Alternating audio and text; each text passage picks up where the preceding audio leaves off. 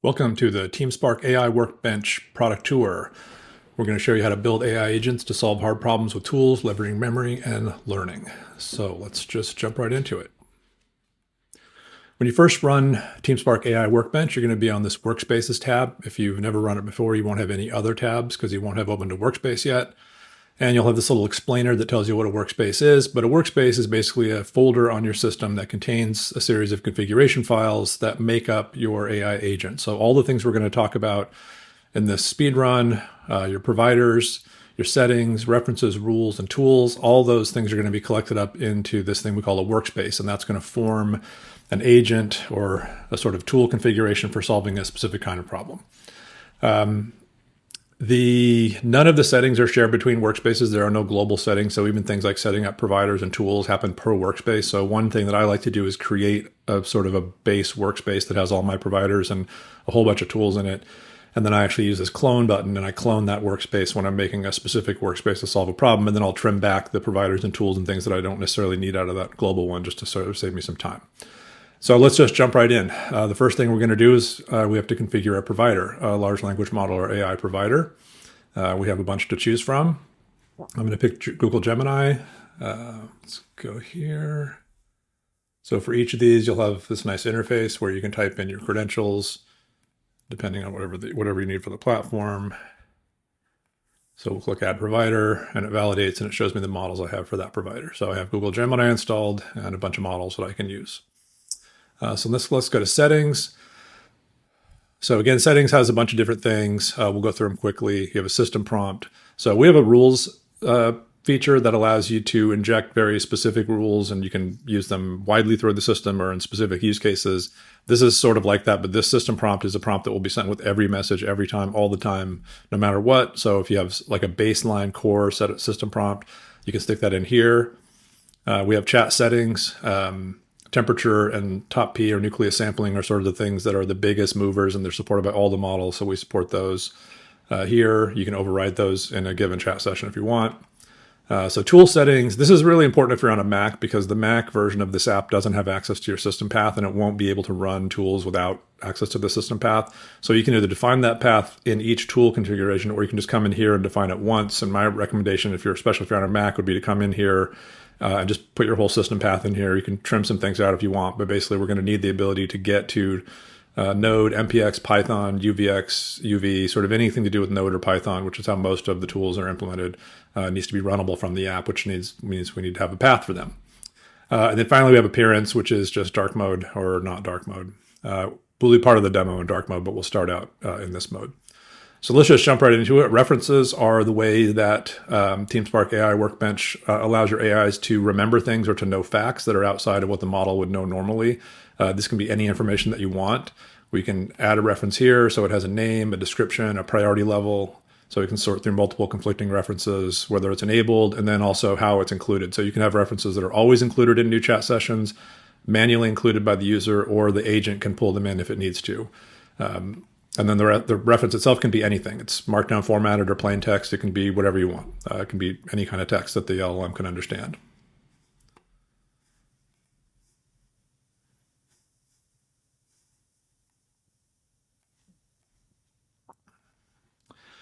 Okay, let's go into rules. Rules are almost exactly the same. Rules are used in a slightly different way. They're more about how to instruct the model about how to answer a problem or how to solve a problem. They're sort of more the how than the what. They look very similar. You can add a rule with a name, a description, priority, and how it's included, and that rule can be anything. I'll give some examples of some more sophisticated use cases of these, but I just want to sort of introduce each of these concepts first. So let's go into tools. We implement tools via MCP, Model Context Protocol. There are tons of tools out there that anybody can use that connect to anything, that allow you to do pretty much anything. There's thousands of them. I'll quickly go through a couple of internal tools. So we have a tool for references and a tool for rules. And these are tools that allow the models to directly interact with references and rules. So they can create references, they can see which references exist in the system, which ones are in current context. They can create them, edit them, update, delete, and pull them in and out of a chat session in terms of the context. So we can use these internal tools, and you can remove them if you don't want them, but they're installed by default. You can use these tools to allow the models to essentially learn and learn facts and teach themselves new behaviors by having the models create their own references and rules as they progress. It's a little complicated, but it's a super powerful feature. So let's just look at more of a generic tool. So let's say that we wanted to add a new tool. I would suggest going to this Model Context Protocol servers GitHub repo, which is kind of the mothership where all these are at. And there you can see there's a whole ton of them in here. So the normal way we're going to do this, we'll pick one. Let's pick this fetch tool. So we'll have some documentation for it. And like I said, most of these are going to be run either Python running UV, the UV package manager, UVX, or Node running NPM package manager, NPX to run. So it'll give you a little bit of information about how to do it, and then you'll have a configuration. So we're going to use the UVX. So you can literally just copy and paste the configuration out of here. And we'll go back, and let's say we're going to add a server. We can go to this JSON mode. You can type the information in here if you want directly. And sometimes when you have servers already configured and you're tweaking the config, it's nice to use this GUI. But for creating new ones, it's often easiest just to paste in the configuration you got directly from the MCP site. So now we have this fetch tool. So you can see that it installed. We can ping it, see that it's running. And it just has one command, which is this fetch command. So that's how you install tools. Pretty straightforward. You can install lots of tools. I would sort of caution against installing more tools than the model needs because it's a lot of context for the model to process, and the models can get a little more confused if they have too many tools, if you have hundreds of tools to have access to. So I found it better to just pick the set of tools that the particular agent needs to have access to. So let's go into a chat real quick. So this is a new chat session because we just installed the provider. We haven't selected a model yet. So we're going to select our Gemini model. Let's do 2.0 Flash. And then we can start having a conversation. So I'll again show you, we have settings. Those are the default ones. I like to make it a little chilly when I'm doing demos to make sure we get the same results every time. And for a lot of problem solving, you want it to be more deterministic. So we're going to turn down the temperature and the nucleus sampling. And then let's say, let's go use that fetch tool that we just installed.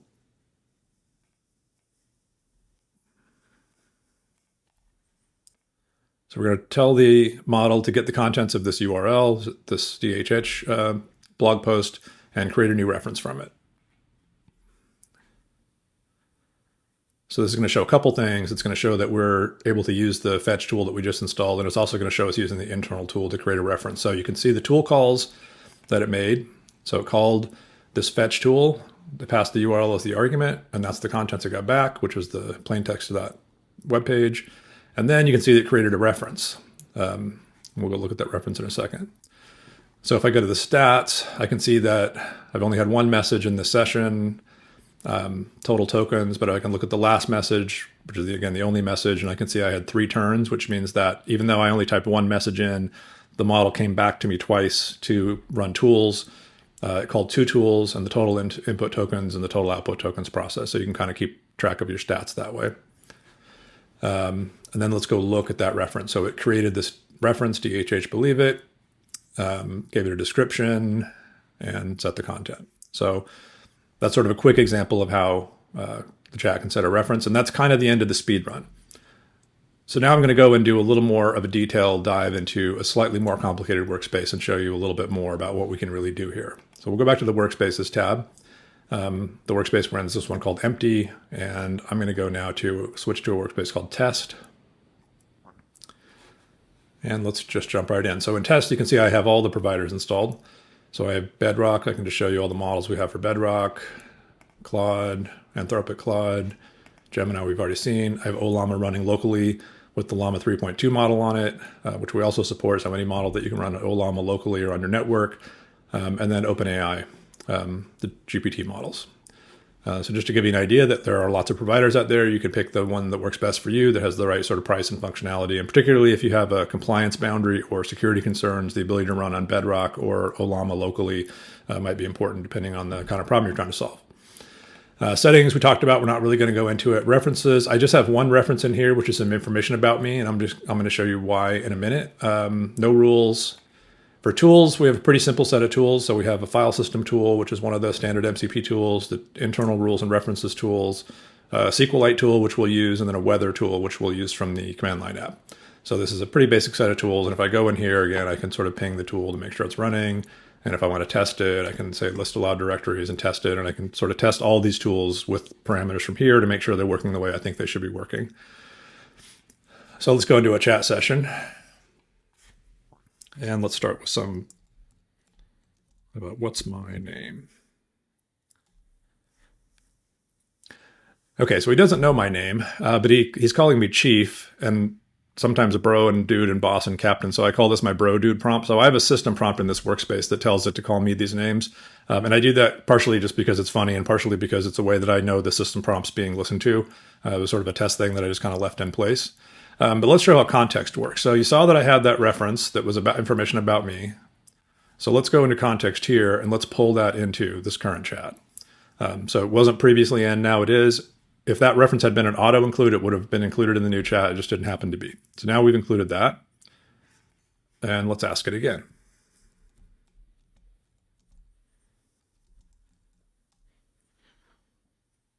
Okay, now it knows my name because it has that reference. And let's say, what else?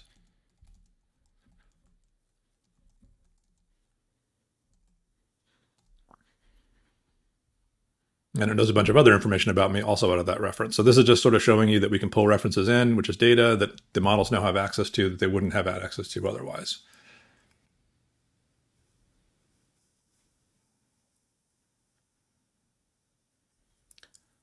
Okay, so let's try to ask it something about the file system. What files are in the directory test files?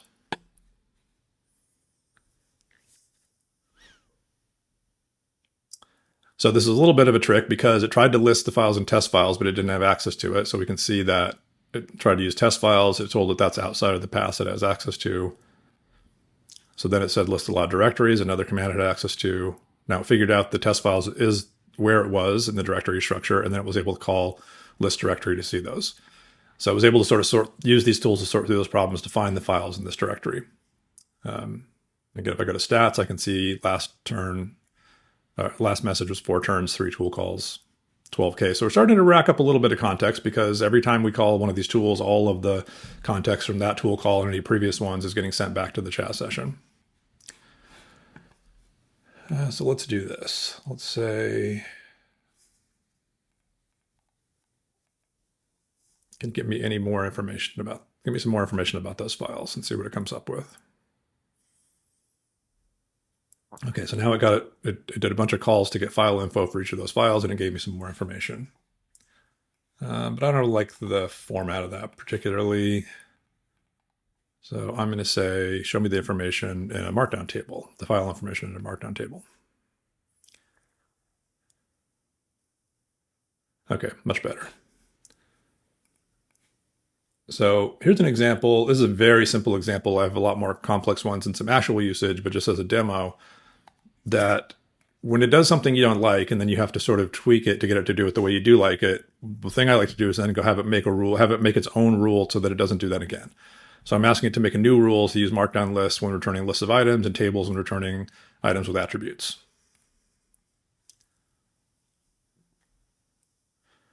Okay, so it created a rule. And if I go up to rules, it has this markdown formatting rule. So now we won't have that problem again. So just like we made a reference earlier, we can also make rules. And these can be more complicated. If you go through like a whole series of steps and you get to a point where you and the model have agreed about how to solve a problem, you can have it go make a rule so that it does that correctly the first time. All right, so now let's put that information into a new database table.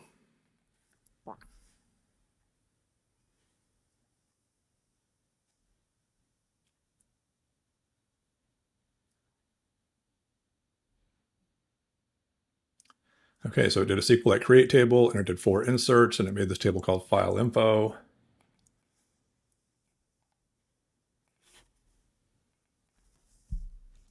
And show me the contents of the database table.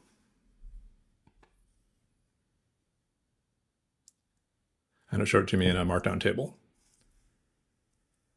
So that's a little bit more of a complex example, still fairly straightforward. So let's go here now. I have, when you look at workspaces, you've got your current workspace you're running. These are recent workspaces that aren't open, but if you have any other windows open that have workspaces to navigate between, it can be a little bit tricky if you have a bunch of them. You have other active workspaces. So I can see this TeamSpark workspace is in a different window. So let's switch to that window. This one happens to be in dark mode. So there's your reward. If you waited this long, you got to see dark mode. And I'll give you just a little bit of an example here. So again, I have all the providers, same settings. For references, I have a bunch of references. So what I did was I went through and I said, I want to make an agent that's an expert in the TeamSpark AI Workbench product. So I did a bunch of things where I went to each of these about pages and I just copied this text and I made these about references. So each of these are just the things that are in the about text. And then I made some things, I typed some, fairly small details about how the product works, some things I had laying around. So I would say this probably took 10 minutes to build, just to go give it all the information that I knew about this. And I probably could have just put this all in one giant reference, but I wanted to play around with including and excluding different references and letting the AI decide which ones it liked better. So anyways, I have a series of references I whipped together in about 10 minutes. And let's look at the rules. So I made some rules. Some of this was trial and error. One of them was, I noticed when I was asking it to do tasks that required it to touch files, it would always confirm, sometimes a couple of times, that it was okay to touch the files. And since they're all under version control, I just told it, hey, anytime you need to change files, go for it. They're under version control. I can revert if I don't like the change or it wasn't expected. And so it never asked me again. It just did it. I told it about the website for the product, so where it was, what its goals are, what technology it uses, where the project's located on the local file system, some of the key files in the project, the download URLs for the product, which I'll show you why that matters in a second. I set up some priorities to make sure that when it listed out concepts, it did it in the order that I liked. I told it where some assets were that I had built ahead of time, just some screenshots and an icon, and then some miscellaneous stuff that I wanted to include in the website. So this is not a lot of information. In terms of tools, I have the file system tool that I showed before. I have a grep tool and the rules and references internal tool. So pretty small tool set. And with just this amount of references and rules and just these tools, I'm able to do, let's say, this command.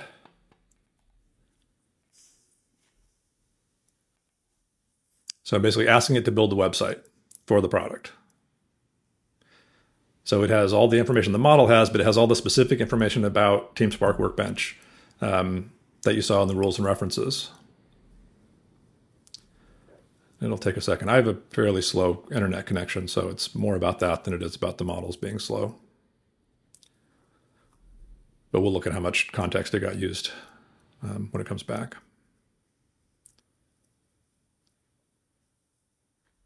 Do.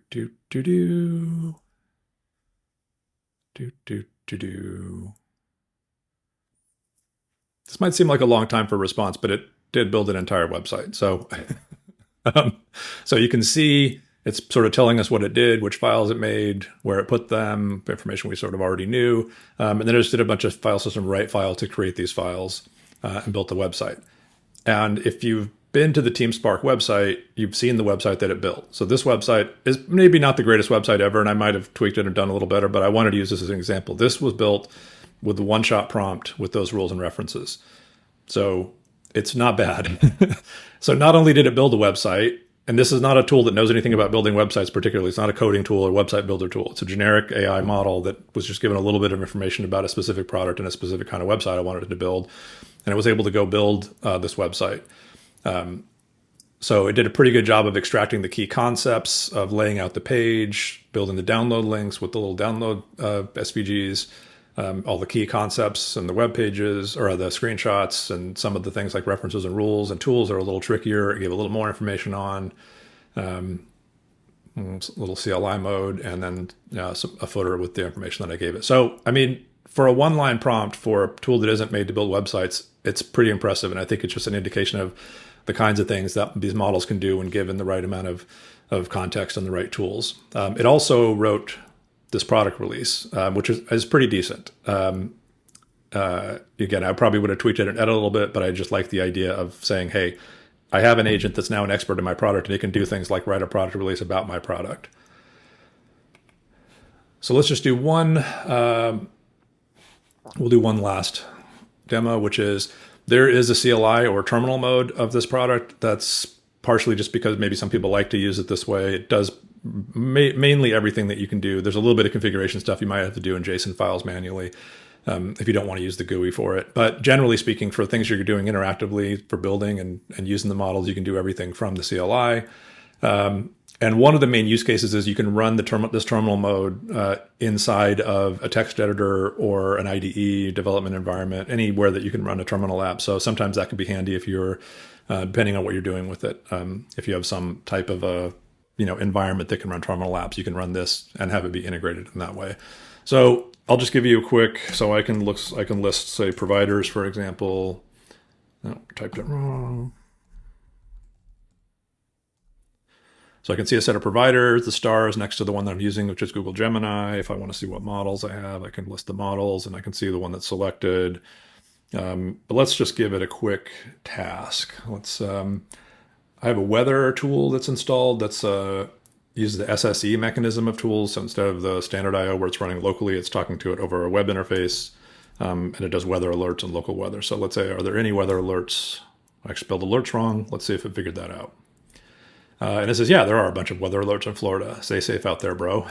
So anyway, that's kind of fun. And then let's just do one more thing. Let's just do stats, and then we can see similarly. So I can you can see that I have the tool call up here that shows what parameters were used, and then I can look at my stats and see that I had, one user message, 2 turns, one tool call, and the amount of tokens that were used for that. So just to give you an example of what you can do with the CLI, hopefully this was informative. And if you want to play with it, I'd encourage you to download it. If you have feedback, tell me what you're using it for, what limitations you have, and we'll be happy to take a look at it. Just email support@teamspark.ai. Thank you.